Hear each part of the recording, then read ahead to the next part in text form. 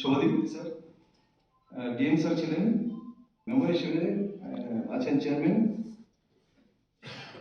Steering committee, এরপর হচ্ছে আমি সাব কমিটি। এখানে মিটিংয়ের যে মিনিটস সেখানে অফিসের কনফারেন্স হলে আমরা একটা মিটিং করলাম। এই মিটিংটা আজকে ডিস্ট্রিক্ট লেভেলের ছিল। আপনারা জানেন যে 2019 থেকে Tripura hornbill festival Baramura eco পার্কে হচ্ছে।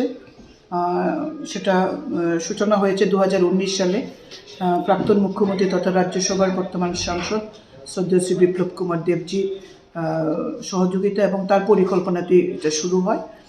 তো আগামী এই বছরের যে হর্নবিল ফেস্টিভ্যাল আগামী 6 থেকে 8 ডিসেম্বরের মধ্যে এটা হওয়ার কথা বড়মুড়া ইকো পার্কে।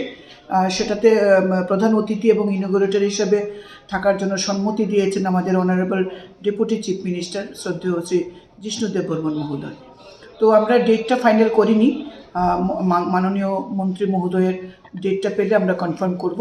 বাকি আমাদের বিভিন্ন কমিটি, সাব কমিটি, কনভেনার, কো কনভেনার, যা যা সার্ভিস প্রোভাইডার যারা থাকবেন সবাইকে নিয়ে আজকে একটা মিটিং হয়েছে।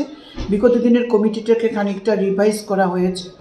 আমাদের একটাই লক্ষ্য যে হর্নবিলকে রক্ষা করা, এই পাখিকে বাঁচিয়ে রাখা, তার প্রজনন ক্ষমতা বৃদ্ধি করে মানুষের কাছে মানে প্রত্যেকটি বনের জঙ্গলে যে ব্যালেন্স, ইকোসিস্টেমের ব্যালেন্সটাকে রক্ষা করার জন্য হর্নবিলকে বাঁচানো আমাদের অত্যন্ত গুরুত্বপূর্ণ। এবং হর্নবিলকে বাঁচাতে হলে পাবলিক অ্যাওয়ারনেস দরকার। এর জন্য বড়মুড়া পাহাড়ে যেহেতু হর্নবিল আমরা দেখি মাঝে মধ্যেই বা প্রায়শই, তো ওই এলাকার মানুষকে সজাগ করা, সচেতন করার জন্যই আমাদের এই হর্নবিল ফেস্টিভ্যাল।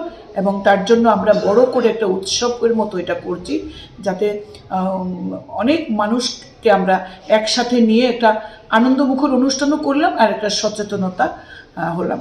তো সচেতনতার একটা আয়োজন আমরা করলাম।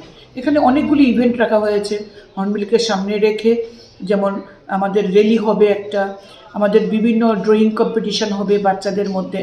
তো এরকম মেলার আয়োজন করা হয়েছে। তো আশা করছি অন্যান্য বছরের তুলনায় এবারের হর্নবিল ফেস্টিভ্যাল একটু ব্যতিক্রমী মাত্রা পাবে।